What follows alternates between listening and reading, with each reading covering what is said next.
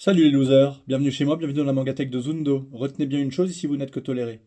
Aujourd'hui je vais vous présenter mes achats du 25 octobre 2024. Alors, on commence aléatoirement avec le tome 4 de Tokyo Terraba Girl de Akiko Higashimura, une autrice extrêmement célèbre qui bosse, je crois, avec beaucoup d'assistants. Ça, c'est la saison 2, en fait, de Tokyo Terraba Girl. Moi, je suis encore bloqué sur Princess Jellyfish, qui était son premier hit. J'ai pas trop trouvé encore le courage d'avancer, donc j'ai pas lu Tigre des Neiges, j'ai pas lu tous les Tokyo Tarareba, pardon, Girls, mais j'ai tous ces titres. Voilà, donc j'ai hâte de lire un jour ce qu'elle fait. C'est au Lézard Noir, et comme souvent chez Lézard Noir, l'éditeur Poitvin, c'est fermé avec du cellophane. Donc on ne peut pas l'ouvrir, on ne peut pas le feuilleter. Oh, c'est un truc de gonzesse, un truc de gonzesse. Alors, aléatoirement, encore une fois, le tome 4 de Red Blue chez Mangetsu. J'ai pas lu les trois premiers encore. C'est une histoire de MMA qui est écrite et dessinée par Atsushi Namikiri, dont j'ignore tout. On en parlera le jour où je lirai. Ah, ça j'ai lu. Alors, le tome 2 de La main gauche de Dieu, la main droite du diable de Kazuo Umezu. On en a parlé la semaine dernière pour Makoto-chan. Je vous avais dit que c'était chiant, illisible. Bon, je ne me suis pas encore attelé à relire le 1. Par contre, le tome 1 de ce titre, je l'ai lu. Et comme toujours, c'est du grand Umeds, c'est furieux, ça va à 100 à l'heure. Je pense qu'il y aura probablement une autre histoire dans le tome 2. Mais l'histoire du tome 1, c'était quoi? C'était une gamine qu'est-ce qu'ils avaient trouvé? Une paire de ciseaux, voilà. C'est l'histoire d'une paire de ciseaux qu'ils avaient trouvé par terre, qui rentrait dans le corps. C'était trop chelou, enfin ça allait à 100 à l'heure. La fin était un peu incohérente, mais c'est pas très grave chez Umeds, parce que tout ce qu'on veut, c'est de l'horreur, c'est des trucs un peu glauques, parfois un peu gore, et puis vraiment c'est ultra speed quoi. Donc pareil, c'est chez le Lézard, et je vous en ai pas parlé la dernière fois, mais pourquoi des rayures rouges et blanches sur toute la collection des Umeds? Parce que l'auteur s'habille comme ça, à la Où est Charlie. Donc voilà. Ensuite, alors, deux choses. Ça, c'est le seul webtoon que je lise, Solo Leveling, tome 15. Je pense que c'est bientôt fini, mais je ne sais pas trop. Je sais pas si c'est pas 17, 18 tomes. Et après, il y a 20 chapitres de plus. Bref, je sais pas. Mais en tout cas, c'est directement édité du webtoon qu'on prend sur Internet. Donc, je crois pas qu'il y ait vraiment les tomes en Corée. Enfin bref. Donc, c'est un manhwa. Un des auteurs est mort. Bref, et là par contre ils ont fait de la merde. Ils nous ont sorti un coffret volume 10, 11, 12, et là pour le volume 15, ils nous mettent des objets, bon à la con, qui ont l'air un peu sympa, des armes, voilà, pour tout geek qui se respecte, ça a l'air cool. Sauf que c'est quoi ce packaging de merde? C'est quoi ça les gars? C'est quoi ça? C'est honteux, alors que vous êtes capable de faire des coffrets pour les tomes 10, 11, 12 que tout le monde a déjà, et maintenant ils nous font ça. Bon bref. J'en ai beaucoup parlé déjà, hein. C'est l'histoire d'un gars qui vit dans un monde où il y a ce qu'on appelle des chasseurs, donc des personnages des humains pardon, qui vont dans des donjons pour exterminer des monstres. Ça part du rang E pour les plus nuls jusqu'au rang A, voire au-dessus, rang S et mieux. Et puis en fait, lui, il a ce qu'on appelle un double éveil, c'est-à-dire qu'il se rééveille en tant que chasseur, mais cette fois avec un niveau évoluant. Parce que de base, vous avez votre niveau fixé à vie. Et lui, il est évoluant. Donc bien sûr, c'est le boss. Aujourd'hui, c'est le big boss du game. Enfin bon, bref. Voilà, ça fait même évoluer sa personnalité. Ensuite, chez Imo, Magicien A. Alors, Magicien A de Natsuko Ishitsuyo. Je crois que j'ai rien de cette personne, de cette nana. Je sais pas trop de quoi ça parle. Je prends tous les Imo de toute façon, d'une manière générale. Ça a l'air plutôt sympa. Eux au moins, ils filment pas leur manga, même si bon, ça peut engendrer parfois un peu de d'abîmure. Non, ça peut être un petit peu abîmé quoi. Bref, je sais pas trop de quoi ça parle. Par contre, on avait Asylum qui était censé sortir la semaine dernière, qui est sorti la semaine dernière, et mes libraires l'ont pas eu, alors que celui-là, ils l'ont eu. Bon, bref. Hop. Ah, ça c'est du lourd. C'est du très lourd. Chez Mangetsu, le Junji Ito de cet Halloween, à savoir Tombe. Une vieille bâtisse abandonnée, habitée par un passé sanglant. Une étrange femme recluse qui trouble le sommeil de son jeune voisin. Un monstre marin tout droit sorti des abysses. Un tunnel maudit qui plonge ses visiteurs dans d'hypnotisantes ténèbres. Des sculptures qui prennent vie dans une sinistre fonderie. Un village sombre et isolé, dont les habitants semblent tous exsangues. Oserez-vous passer le portail du terrifiant cimetière imaginé par Junji Ito et poser vos mains sur les pierres glacées et craquelées qui peuplent ces 11 récits? Alors, voilà, donc comme souvent chez Junji, j'allais dire c'est juste, mais bon, voilà, ce sont des one-shots. Donc là, on est sur la période seconde moitié des années 90. Enfin, on part de juillet 94, mois de naissance de ma petite sœur. Juillet 94, et on arrive jusqu'à septembre 97. C'est pas toujours par ordre chronologique, mais là ça l'est. Jusqu'à septembre 97. Je ne sais pas si on les avait déjà chez Tonkam. Moi, il faut savoir que j'ai tous les Julien, je les avais tous à l'époque où ça se vendait à 100 exemplaires. Ah, ça me parle ça. Si ça, le truc des crânes, on l'avait déjà. Regardez comme c'est glauque. Alors, ça, on l'avait déjà. Junji Ito, je vous le présente pas, c'est le boss, hein, d'accord. Donc lui, il s'est inspiré un petit peu de Umeds, mais il s'en éloigne quand même beaucoup. C'est du shoujo d'horreur. On voit bien les traits très shoujo de ces personnages. Mais ça, c'est pareil, je l'ai déjà lu. Hein. Il y a beaucoup de récits qu'on avait déjà. Hein. Je l'ai même déjà lu sur du Mangetsu. Ils abusent. Ils ont ressorti des trucs qu'on avait déjà. Ouais, la ville funéraire, on l'avait déjà. La femme limace, on l'avait déjà. Un rêve sans fin, on l'avait déjà. Le tunnel aussi, je crois. Ouais, il y a la moitié du volume qu'on avait déjà, quoi. Bon, bref, c'est pas grave d'avoir... En fait, à partir du moment où ils respectent ce que le Japon a proposé, c'est pas mal. Et donc, toujours, la superbe DA avec toujours un personnage en bas. Et là, une couleur. Donc là, c'est du jaune or. Et avec une police un peu craquelée, comme si nous avions une tombe un petit peu profanée, un petit peu abîmée. Voilà, donc ça, c'est certain que je lirai prochainement. Alors là, c'est bon. Qu'est-ce que nous avons là? Ah, ça y est. Ça y est. Qu'est-ce que c'est, ça? C'est...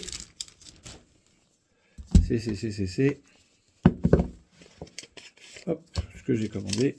Les tomes 1, 2, 4, 5, 6, 7, 8. Et oui, il n'y a pas le 3 parce qu'il était un peu abîmé, ils vont me le recommander. De Soul Keeper. Le titre que Tsutomu Takahashi a dessiné après, enfin plutôt pendant, je pense, mais pendant et après, Sidou.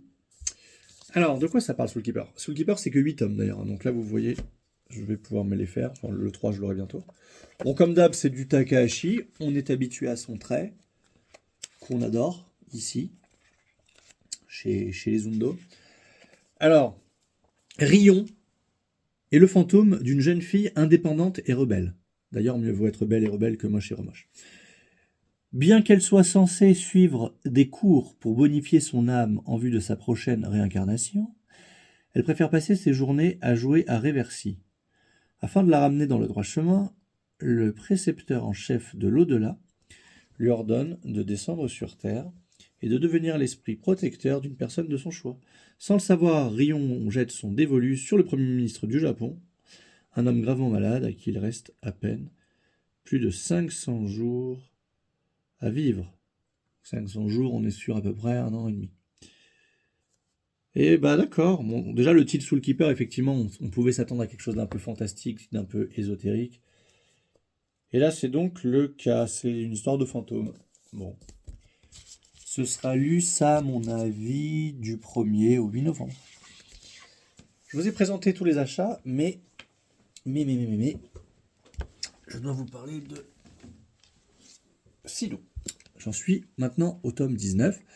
Donc j'ai bientôt fini, il y a 25 tomes. Normalement, selon mes calculs, j'ai fini pour Halloween, 31 octobre. C'est toujours aussi bien. Là, ah oui, c'est quoi? Il me reste un chapitre dans le tome 19. Bon, j'ai lu le tome 19. En fait, bon, à mon désarroi, ça parle du Shinsengumi, ça fait chier. Tous les mangas d'époque parlent du Shinsengumi. Même si eux n'en font pas vraiment partie parce que c'est des personnages fictifs. Donc, bon ça, L'histoire est cool, ça reste assez épique. Il y a de la baston, il y a des grandes paroles, mais il y a surtout de la baston. Bref, Sidou, on adore. Ensuite, ah oui, je voulais vous montrer un titre que j'ai acheté. Alors, c'est Cases. Je l'ai acheté pourquoi? Parce qu'en fait, ça a été écrit par Neil Gaiman. C'est un comics en trois numéros, je crois. En fait, c'est que j'ai tout fini Sandman, là. Là, j'ai fini le volume 7, j'ai lu, il devait y avoir 100 pages d'interview à la fin, je me suis tout tapé, j'ai mis du temps. Et en fait, il disait de prendre ça, c'était en rupture, donc je l'ai réussi à le trouver à bon prix sur Amazon. Et vous n'êtes pas sans savoir que Neil Gaiman a été accusé de V par plusieurs femmes récemment. Donc, il est possible qu'on soit un petit peu emmerdé pour tout ce qu'il a écrit. Alors, j'espère pas, mais bon, dans le doute, je prends tout ce qu'il a écrit. J'avais déjà presque tout, mais voilà. Donc, il paraît que c'est sympa, Violent Cases. Et... Ah oui, j'ai oublié 2 tomes, je reviens. Je reviens. Il y a celui-là. Et il y a...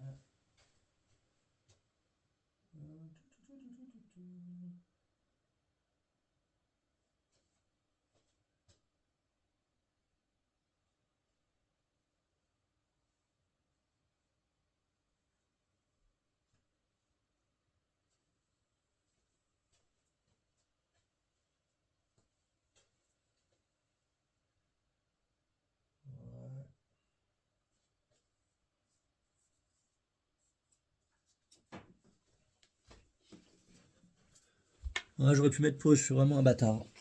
En fait, c'est que je le voyais plus gros l'autre. Je le trouvais pas, mais il était bien à sa place. Alors, on commence par le tome 3 de luxe de Crying Freeman. Donc, je suis en train de le lire. Vous savez qu'en parallèle de Takahashi, je me fais aussi des Ikegami. Donc, ça, c'est la moitié du volume. C'est la moitié de la série. C'était pas mal le début. Là, on voit que le scénariste est sous scope et un électroencéphalogramme plat parce qu'il n'y a plus de scénar. Bref, ça se barre en couille. Je vous le montre pourquoi, parce qu'il s'est passé un truc incroyable. Avez-vous déjà vu un manga déchiré de la sorte? Regardez. Déchiré en virgule. Ça, c'est ma petite chatounette qui l'a bouffé hier soir, alors que je l'avais terminé. Et j'en ai parlé à mes libraires qui gentiment m'ont dit, mais rapporte-le, on te l'échange. Moi, un jour, mon chat a pissé sur une BD, je l'ai changé. Donc, c'est pas tombé dans l'oreille d'un sourd. Je m'étais fait une raison en me disant, oh, je vais le garder, ça me ferait un souvenir d'elle, mais il est quand même bien pété. En plus, il est tout griffé en haut. Et vous savez quel soin j'apporte à mes mangas, c'est vraiment une vraie dégueulasserie. Et ça me faisait chier de remettre 15 balles dedans, mais bon, bref. Et maintenant, le moment que vous attendez tous. Vous êtes au moins 2 à l'attendre, ça je le sais. J'ai d'ailleurs eu le facsimilé. Non, qu'est-ce que je raconte? Ah putain, comment ça s'appelle ça, pardon. Ce print. Oh, je sais plus, je perds mes mots.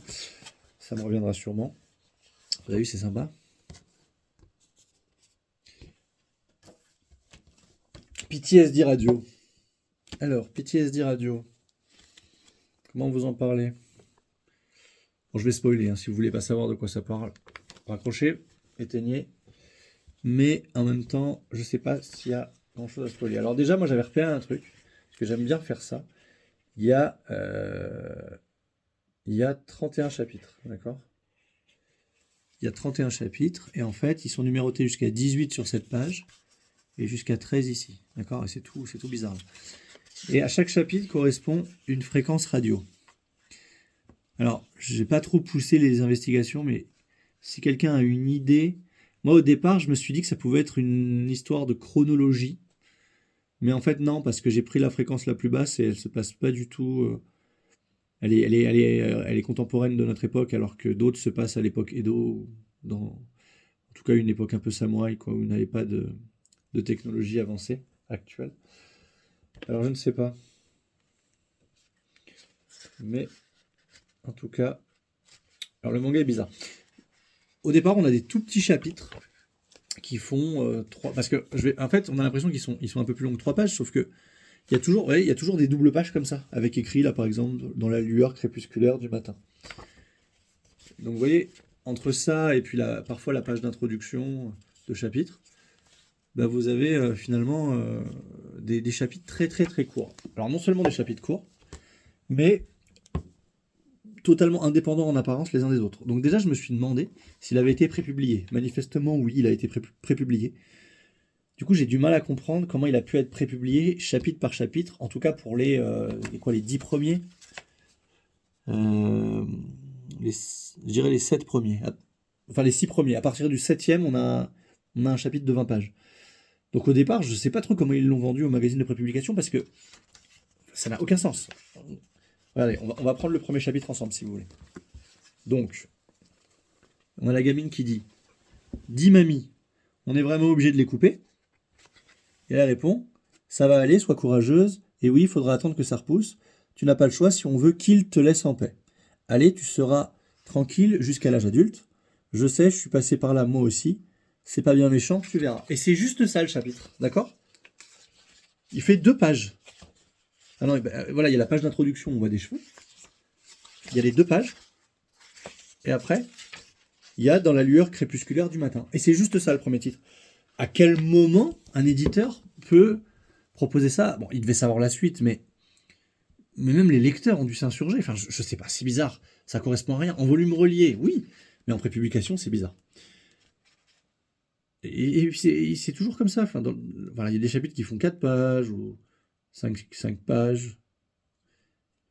Jusqu'à un chapitre après qui fait 20 pages. Et après, on repart sur des chapitres de moins de 10 pages, 4 pages. C'est très étonnant. Alors, de quoi ça parle? Ça parle d'une ambiance un peu glauque, un peu malsaine. On comprend assez vite qu'il y a une histoire de cheveux. Au départ, voilà, elle coupe les cheveux. Après, on voit la gamine plus grande. Alors, oui, effectivement, on a l'impression de parfois revoir des persos. Mais parfois, on ne sait pas vraiment si c'est des persos qu'on avait vus avant. Il faut faire l'aller-retour, c'est un peu compliqué. Notamment parce que le gars, en fait, il y a un gars qui voit la nana. En fait, la nana, là, elle s'est rasé les cheveux. Ah oui, au départ, elle s'était pas rasé les cheveux, mais un truc l'a attrapé dans la salle de bain, donc elle se rase les cheveux. Elle revoit son ex, sauf qu'après, il y a une autre nana là, qui coupe un radis qui semble être sa meuf, mais je pense que c'est une autre meuf, sauf qu'elles sont un peu dessinées pareil. Mais si on regarde la coupe de cheveux, elle est un peu différente, donc c'est peut-être pas la même meuf.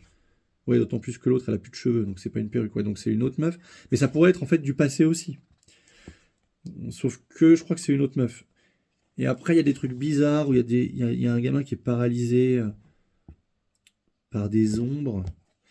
Et très vite, on arrive sur une espèce de statuette en forme de sgeg, en forme de chibre, de chibrax. Voilà, le gros chibrax des familles, là.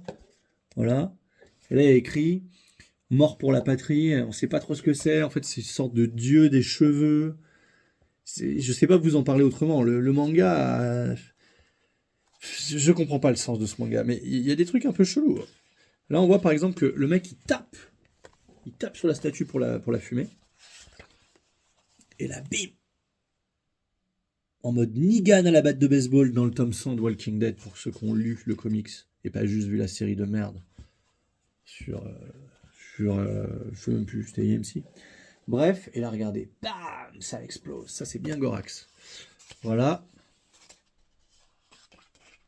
Et là, il y a même un jardinier qui est mort. Alors, on comprend pas. Enfin, bref, je pourrais vous faire la vidéo entière sur le tome. Hein, si je comprends pas tout. Ah, franchement, je sais pas quoi en penser.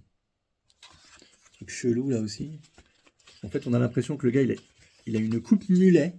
Donc les mecs commencent à se foutre de sa gueule. Hey, coupe mulet et tout. J'avoue, coupe mulet quoi. Et là, bim. Et en fait, il y avait la nana derrière. Bref, vous voyez, c'est du hautement chelou. Alors pourquoi PTSD radio? Alors radio, j'en ai aucune idée. Pour l'instant, je sais pas, il y a l'histoire des fréquences là, mais voilà. Et pourquoi PTSD? Pourquoi syndrome de stress post-traumatique? Franchement, je suis pas super bon enquêteur dans ces histoires-là, mais là, pour le coup, si vous avez des idées, si vous avez des théories, donnez-les-moi. Honnêtement, ça m'intéresse. J'aime bien dire que j'en ai rien à foutre de rien, mais là, j'en ai pas rien à foutre. Voilà. Sur ce, je crois que je vous ai parlé d'à peu près tout ce dont je voulais vous parler. Petit placement de produit pour l'eau Evian. Toi-même, tu sais qu'il y a eu un... Toi qui as eu un enfant, toi-même, tu sais que l'eau Evian, c'est bien. Même si en réalité, c'est pas forcément bien. Et ensuite, je vais raccrocher parce que je vais chez le coiffeur et barbier. Je vous fais des bisous. Ah oui, et j'ai vu aussi qu'on était bientôt 300 abonnés, je trouve ça très bizarre. Arrêtez, s'il vous plaît, de vous abonner. On ne veut pas dépasser les... Après, je vais devoir offrir des mangas, ça ne m'intéresse pas. Bisous.